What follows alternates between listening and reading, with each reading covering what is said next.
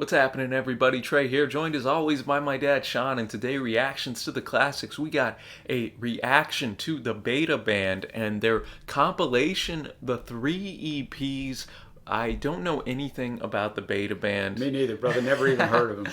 But this comes courtesy of a suggestion of our longtime patron, friend, and supporter of the channel, Craig. Thank you, Craig, for bringing this to us. Always brings us some interesting stuff that we've never heard of. Always curious to dive in, explore new music, man. One of the most fun parts about this channel. So Beta Band up in action today. Before we dive into some of the quick facts of the Beta Band and this release, if you would, be sure to give it a big thumbs up, this video. That would help us out, as well as hit that big red subscribe button. That also helps us out. And if you would like to have us react to a song or an album or whatever, you can check us out at our Patreon page, which is linked down below. Shout out to the patrons like Craig, who help keep this channel running, man.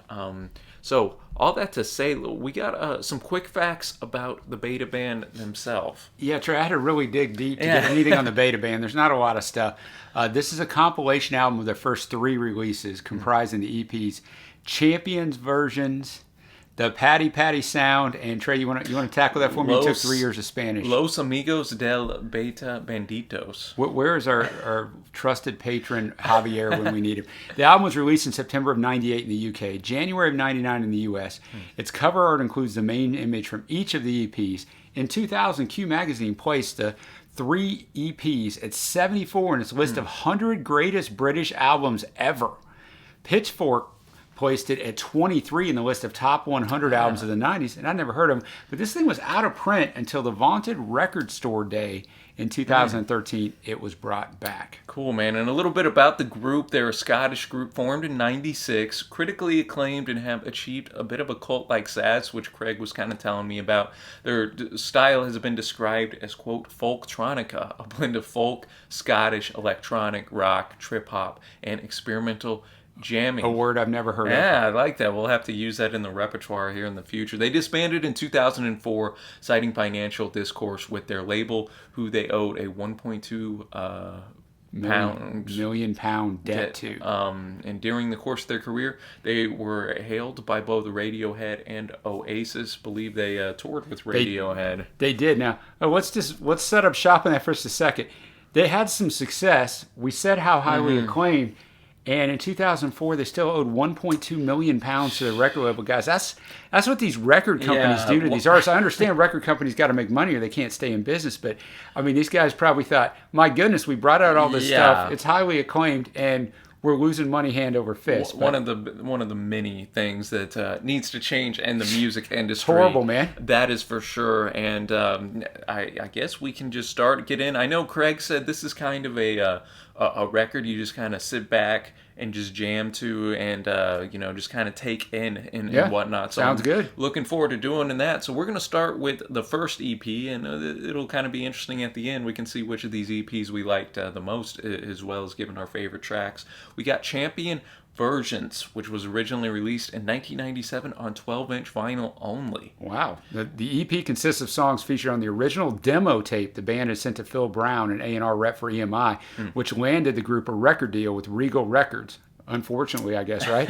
It's the only Beta Band recording to feature founding members Gordon Anderson and Steve Duffield, who both left shortly before its release. The first song, Trey, Dry the Rain, it's about 6 minutes long, 57 in Pitchfork's list of the 200 songs of the 1990s, was prominently featured in a scene from the 2000 film High Fidelity. I love that movie. Love me some John Cusack. I haven't seen it in forever, so I don't think I'll know the song, but it does have a little bit of a claim for that. No, so we'll get started, y'all. Before we do, we're going to have the lyrics pulled up on our respective computers, and also we're not going to have the music here in the YouTube video just due to copyright, but there will be a link down in the description if you want to check it out. With that, we're kind of just going to take the songs in and then give our thoughts and reactions afterwards. Then at the end, we'll do our favorite tracks. And yeah, man, thanks again, Craig. Thanks, Craig. Looking forward to starting this one off with Dry the Rain. So Let's get it. Gotta say, an early contender already for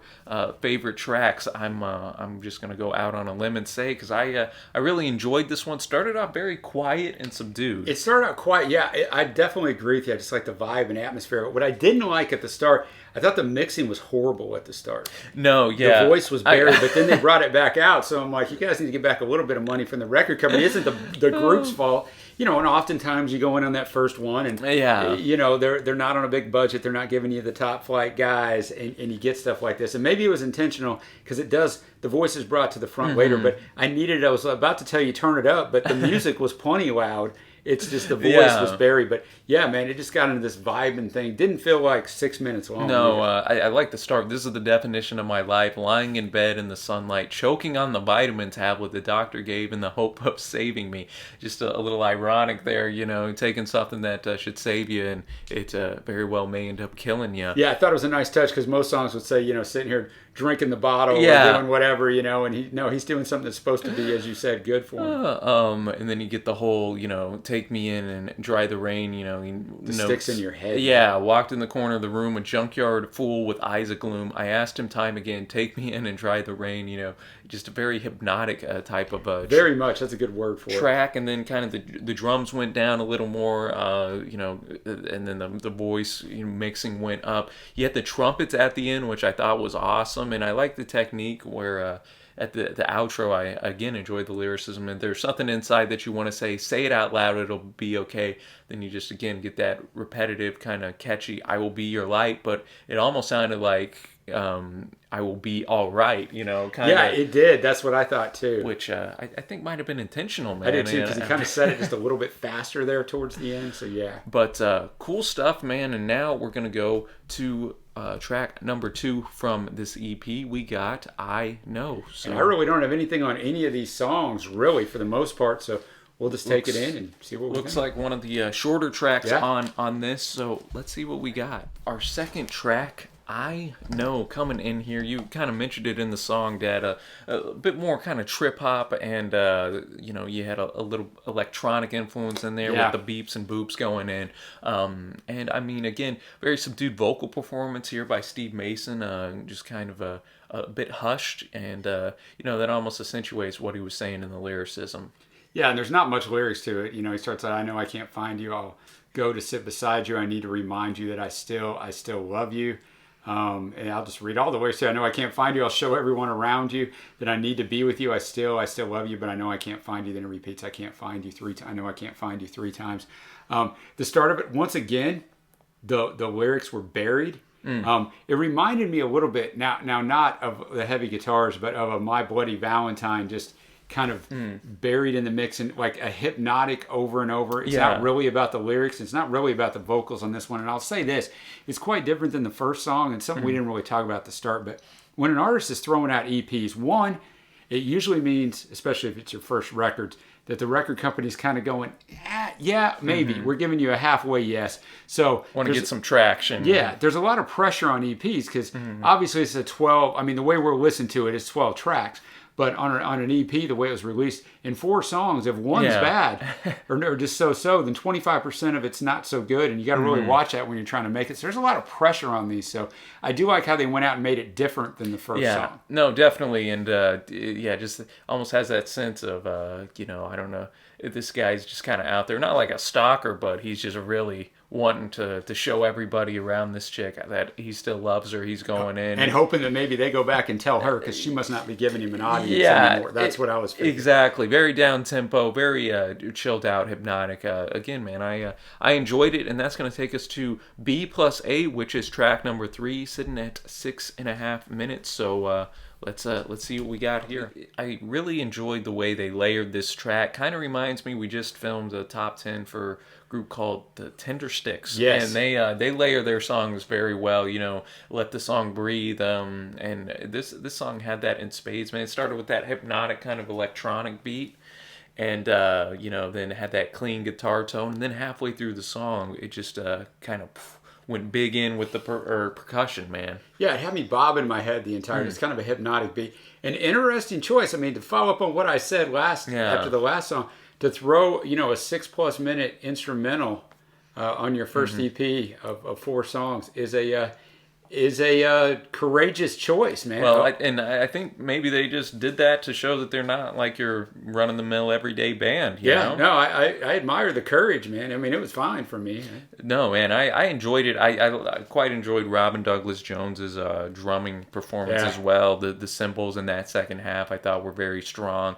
And you almost had Steve Mason, the vocalist, just kind of just like vocalizing, not saying words, but in the background there almost had a chant like atmosphere to it towards the end, man. So cool instrumental right there. And now that's going to take us to the last track off of this EP. We got Dog's Got a Bone, 6 minutes long. This one goes back to having lyrics, so let's see what we got. Yeah, and I'm curious, we started out super strong with Dry the Rain. It's 4 songs. What do people remember, Trey? The first thing they heard That's and the right. last thing. So let's see if they bookend this first EP. All right, Dog's Got a Bone ending off this EP, man.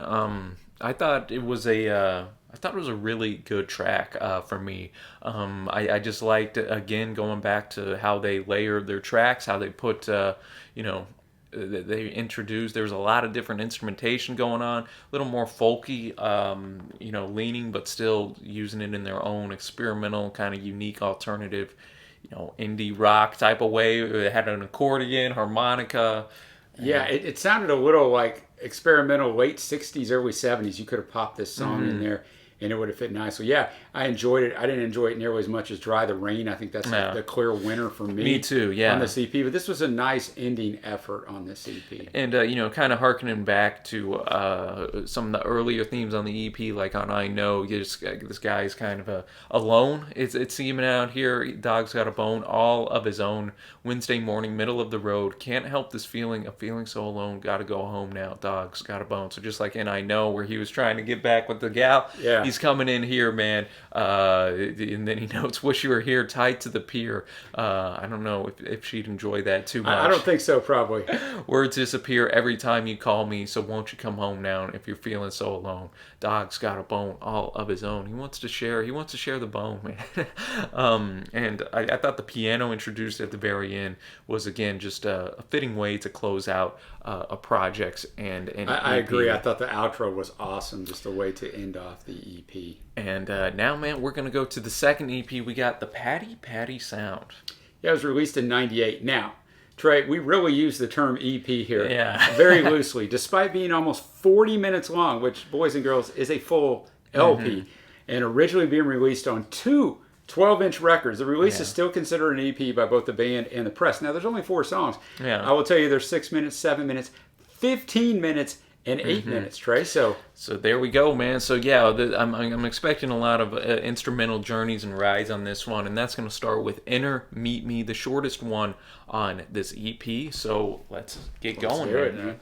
A lot going on in here. Definitely a psychedelic kind of a twist to this track. Yeah, agree 100%.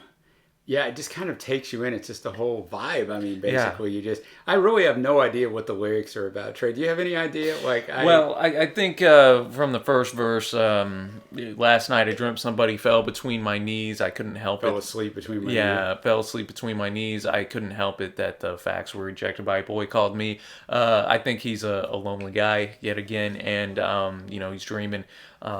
He's got his love falling asleep with him, in the sense, maybe some sexual overtones here, but and then you get the chorus. She said to me, keep your head up, never show up, keep it all in, never dream alone, play on a star, moves too far, say what you feel, speak when you kneel, never dream alone. Kind of some abstract concepts in there, but I think from there, the whole never dream alone thing, again, maybe loneliness. Again pointing to that theme up in there, and then kind of interesting intro and outro where it was very kind of soft, like the voice was breaking through, almost like it is a dream in a sense. Enter Meet Me, oh you can't decide, and then towards the end it had that same outro, just over and over. It's hypnotic, man. Yeah, just kind of reversed, where the voice this time on the outro was really, really loud. A little bit of psychedelic leanings in there, with almost like a almost backwards like guitar, it felt. Yeah. So cool little track, I think, to open us off. And now we're gonna go to the second one on here. the house song, which looking here doesn't have a lot of lyrics. It's five lines of lyrics. So obviously going to be heavy instrumentally based. So let's get going. Bringing us in 7 minutes and so many unique song techniques coming in on this one. Yeah, this one was a ride, man. I mean, we talked about it during it, but if you're not watching along, like the first. How long do you think? It's about 2 minutes, I think. 2 minutes? Yeah. They just start saying the first line, which I mentioned earlier. It kind of sounded like McCartney a little bit there. And then they start layering the lines on top of the lines. And so you have 3 different vocals like going at once, which was, kind of cool. And then, again, going back to I'm a Broken Record with the layering, they're very good at just slowly this is but very sure, well produced and arranged. Adding the instrumentation in because then you had a bit of, again, almost like psychedelic type of guitar sound somewhere in there. You had the downbeat, just kind of a drumming going in here to give it a bit of a little, how I wonder if that's why they called it the house song, little house dance music type of thing. Towards the end, we had the little DJ scratching and almost the bird sound effects chirping. I'll tell you this, Trey. I don't do drugs, but if you do, I'd like to recommend this song to you because I think you would probably like it as you're, tripping out because it's not a bad song at all. You find yourself nodding along like it's very interesting. I think that is a good way to put it, Ted. It was a trip, man. It was definitely leaning into kind of that experimental rock sensibilities right there. So it kept me interested too in the whole. It did me too. Now, so it's following a little bit of a trend like the first EP, right? The first song is more lyrically based. I mean, this one wasn't totally lyrically based, the first song, but then we get into this where it's kind of a mix. There are some. I don't know if I guess I'll say lyrics, but more spoken word. Yeah. And then the third song on the last album was an instrumental. I know this is not an instrumental, Monolith, but it features a manipulated sample of my favorite song so far, "Dry the Rain" from the first EP, Champion.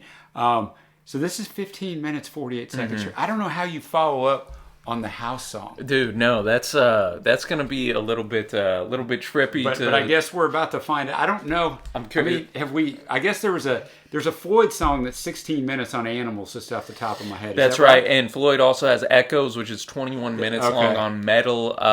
But I mean, I'm trying to think of how many songs I've ever listened to that are this long. Once you pass the 15-minute mark, you're getting up there. You're in rarefied air, man. So let's check this out. The epic Monolith coming in, and I had to look. Like, I've heard the word monolith before, but I had to look the definition up here because it is either a large single upright block of stone, that's right, especially one shaped into or serving as a pillar or monument, or it's a large and impersonal political, corporate, or social structure regarded as intractably indivisible and uniform. Which might be what it is, more so, it seems like. But, I'll go first on this one, Trey, because, these are the times where it kind of gets lost a little bit of what I'm sure the artist has a point to what they're doing, but if you watch this channel, we're honest, and I absolutely found nothing redeeming in this song whatsoever. I'm just being honest with you. No, I respect the honesty, man. Yeah, I'm like, okay. So what did you think? Well, I liked it a little more than you, but this is one where I listen to once and kind of appreciate, and then I'm not going to be going back to listen to this again. I feel it did go a little long. It's 16 minutes. I think even if you cut it down to 10. I was thinking 8. 8 would have been a sweet... I feel we didn't need the second repeating verse of the "You lost it, you stole it, you bought it." Because we even mentioned there, it feels like it's about to drop. And then they kind of just repeated that. Yeah. And I would have maybe preferred a couple of the repetitions of the sampling from, Dry the Rain. So, because that was cool when it came in, and then it was such a short period in comparison. And it's fine, man. Like, everybody, maybe you love this song and you vibe to it, and it's something you can chill to for that long. I get it. Just for me, like I said, I'm always honest. It's not for me, man. And maybe this is just definitely the most experimental track they've done. Yeah, maybe the old guy here just doesn't. Well, I can't get into the experimental. Maybe. No, yeah, I'm not. I respected what they were going for, man. You had almost like the robot hums from Fitter Happy or this or that. But I think a little trimming would have definitely done it better. But I feel the Beta Band was just like, dude, let's just try to make the wackiest, craziest, and even so, it had a little bossa nova at the start. It did. Had harmonica, some cool guitar melodies up in there as well. It was so long, Trey, I forgot about the bossa nova. That was actually a redeeming part of it. And just a bunch of so much different stuff going on. Again, had that kind of hypnotic quality, little psychedelic infusion in there. Just man, that's one that. But I didn't find that hypnotic pleasing to the ears like I found the house song pleasing. No, it's just to each his own. But we're gonna move on to "She's the One." It's to finish this thing out. This particular EP. It's 8 minutes long, Trey. So let's see what we got here. Right, "She's the One," ending off the Patty Patty Sound EP, man. Kind of a tale of 2 tracks in one, it kind of seems. Yeah, I agree with you. Because you had the first part, the verses going in. Again, almost some abstract lyrics again, kind of humorous and absurd, I guess is the word I'm looking for. Yeah, exactly. Yeah, very absurd. That verse 2 especially. Yeah, where he goes in, "Fat girl ticklish, crazy miss stimulus, falling on your face with your stupid line brace, saying pop goes the weasel as he paints another easel, grab a piece of pie, she's the chicken," and just a bunch of almost like nonsense phrases just strung together that were kind of humorous, man. You had, man, I can't remember what that instrument is that almost sounds like a frog ribbiting. Man. I know, I can't either. Because that was at the start and at the end. Definitely liked it more than Monolith. I did too. It's kind of what Monolith should have been, 8 minutes long. You're right. Still really wasn't feeling it so much. I think, it started off strong with Enter Meet Me, and I thought the house song, as bizarre as it was pretty good. I definitely like the first 2 off this EP. Then obviously Monolith was a miss for me, and this was kind of a miss too. So I think this EP I actually do not like as well as Champion versions. No, but I'd agree with you on that. I can find more redeeming stuff in this one. And at the end we had the almost chipmunk style chorus. "She's the One." I definitely preferred the second half of the song where we had almost that watery guitar tone. I thought the guitar work was really strong, and then you had the almost ribbiting coming back in. They do a good job of almost bookending their tracks and the little soundscapes going in. But I'd agree with you on that. That I definitely preferred the first couple tracks, "Enter Meet Me" and the house song. We're approaching this. The fact I realize this is like one quote album, but it's really 3. So that's kind of the way we chose. Yeah, because compilation, essentially. So we got to take the tracks as they. Well, so Trey, I'm not going to mention that we're to the third one because I'm going to let you pronounce it. That's right. We're to Los Amigos del Beta Banditos, translated to the Friends of the Beta Bandits. Third release came out in 1998. Just so 2 EPs coming out in the same year. So again, 4 tracks. Much shorter. The shortest EP here. Your track links are 520, 350, 4, and then 430. So about the size of one Monolith. Yeah, no, exactly. That's exactly right. So we're going to start this one off with "Push It Out." You're gonna have to add another phrase and thing that will get stuck in your head. And I mean the reason why is because the first 2 lines are repeated 32 times. So number one, kudos to whoever on Genius typed out the lyrics and actually counted 32 times. I push it out, I push it all out, 32 straight times. Now they do start to layer it, and you mentioned it. Then there's one verse, and then the outro is 12 times, the same thing. Yeah. So we get this 44 times.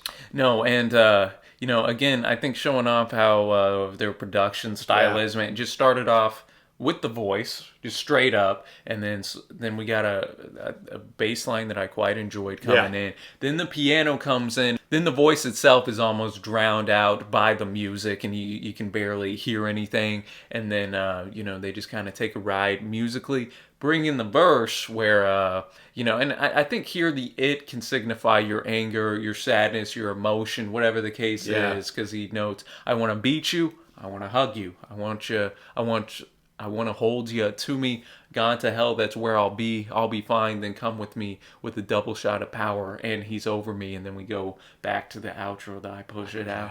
I push it all out. I enjoyed this one more than Monolith or She's the One, before. I definitely did too. Before this, I know that's off the other, EP. This one won't be a favorite or anything, but, I enjoy when bands stretch their legs and experiment. I'll say this. After, let's say, the first 12 repetitions of I push it out, I'm like, man. Got a little old. This might be a little brutal. But then they started layering it in. And yes, I ended up liking it more than I initially thought I would as it was starting to unfold.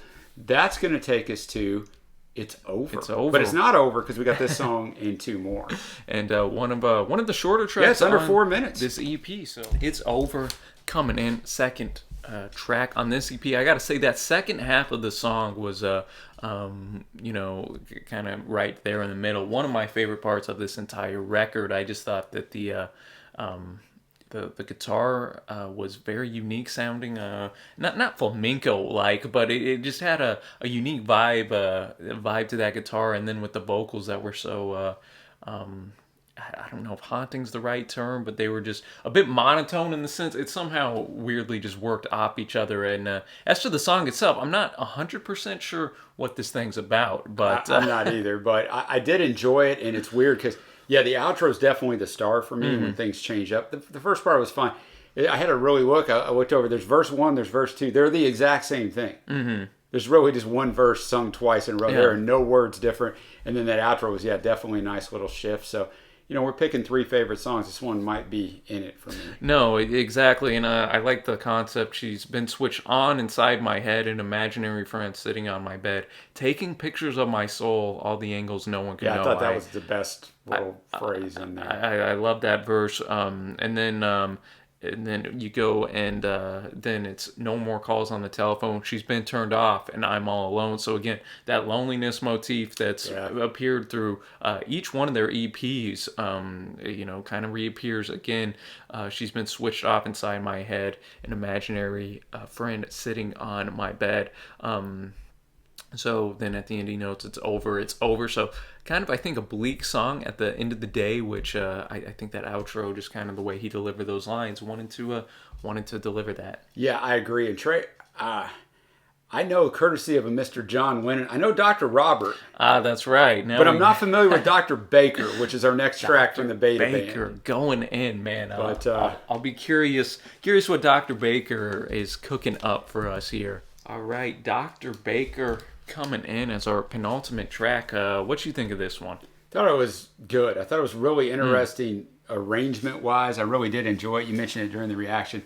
His voice sounded really good on this one, and it didn't turn out too well for Dr. Baker. No, it didn't. Yeah, this is definitely in contention for a favorite track for me. I thought that the production on this one was again top notch. This whole third EP, I've been very definite difference. Very impressed again with the vocal mixing. I thought was fantastic, and that xylophone or whatever the keys was in here was a wonderful touch, and almost an echo treatment on the voice here. Yeah. And so Dr. Baker phoned me in the morning, left a note. He's still yawning. Dr. Baker phoned me in the morning, left a note. She couldn't make it, so I'm wondering who the she is in that first verse. Yeah, I was wondering that too. How did she ever take a lesson outside his head? Maybe is it another patient of Dr. Baker? Is it this or that? Or is it his wife that ended up dying? We figure out in the second verse. And then you get that almost dreamy, hypnotic, hazy chorus. See me lost inside, you will see me lost how high. And then the hovering and hollering home. Great alliteration my mother would appreciate. Yeah. And then, that second verse kind of, boom, just hit you. Yeah, Baker phoned me again later that day, said he cried and he really sounded out of it. His wife was dead and his dog was dead, and misery planned inside his head.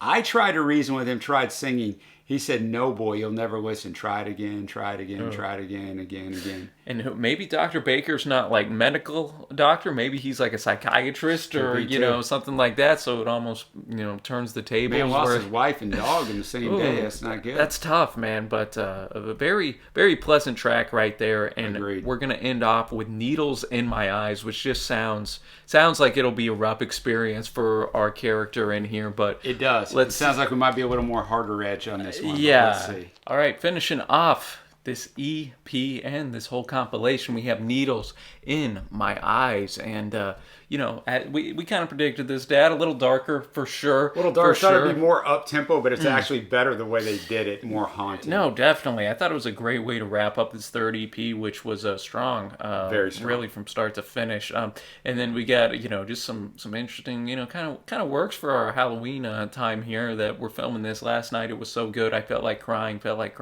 Last night, though you look so cold, I felt like smiling while I'm dying. So the second verse is the same thing, but instead of you look so cold, he changes it to you look so old. And then we have the chorus need where it kind of comes in with a bit more, not anthemic, but it ups the ante. Cripple me tonight. All right. I just like that concept. I was thinking about the needles in your eyes, twisting up my mind. Please pull me through the light. All right, like, is he dying going through the light here or something? I don't know. I'm not 100% sure here, but then he notes in the after the chorus, I crept in and I stole your mind. I think I'm having trouble with mine. Crept in and I stole your mind. Think I'm having trouble with mine. The whole mind and mind going back and forth with each other, I thought was a good touch. And then at the end, man, we had those birds chirping, and they appear all throughout this EP, kind of the calling card a little bit for the beta band, it seems. And now that's going to take us to our favorite tracks, man. So for me, I'm going to go with Dr. Baker. I'm going to go with the house song, and I'm going to go with the very first song we heard, Dry the Rain, which I know is, their biggest hit, but I thought it lived up to the hype of that tune. Yeah, I'm going to go with Dry the Rain from their first EP. I'm actually not going to go with anything from their second EP, the Patty Patty Sound. I would go with Intermeet Me, the first song, if I was going to go with one. And then off their last EP, so I got to pick two of the four. I'm definitely going with Needles in My Eyes. There you go. And I think I'm going to go with It's Over, with Dr. Baker being right there. So third EP, by far my favorite. Yeah, that's what I was going to go with next. I think I'm actually going to lean towards the Los Amigos del Beta Banditos as my favorite. I thought the first EP Champion Versions was gonna, after we heard that, I was like, this is gonna be tough to live up to. Nah, the third one was definitely better. And then Patty Patty Sound would be firmly in third place for me. I just think Monolith and She's the One went on too long, even though I did enjoy the house song and Intermeet Me with only 4 tracks. It's it's tough, but man, I want to shout out Craig for bringing this to us. It was interesting to kind of see the progression, even in just probably 18 months whenever these were released within. From the first was a little more straightforward with some of those experimental dealings here and there. Then the Patty Patty Sound obviously went really big with the experimental psychedelic leanings, and then this third one kind of was still had that experimental vibe a little bit, but more on that alternative rock it's a happy sphere, medium for me. Yeah, definitely. So I think just obviously this goes with any music, but your personal taste are going to dictate which of these 3 EPs you like. If you're more adventurous, you might like the Patty Patty Sound the most. If you're a little bit more by the numbers, maybe the first EP will be for you. If you like a mix of the two, maybe this last one will do it. But anyways, y'all, let us know your thoughts on the Beta Band down in the comment section below. As always, man, appreciate the research, Dad. Appreciate you, Craig, for bringing this to us and opening our eyes to other music that we haven't ever heard before, man. So anyways, until next time, y'all, thanks for watching, happy listening, and we will see ya.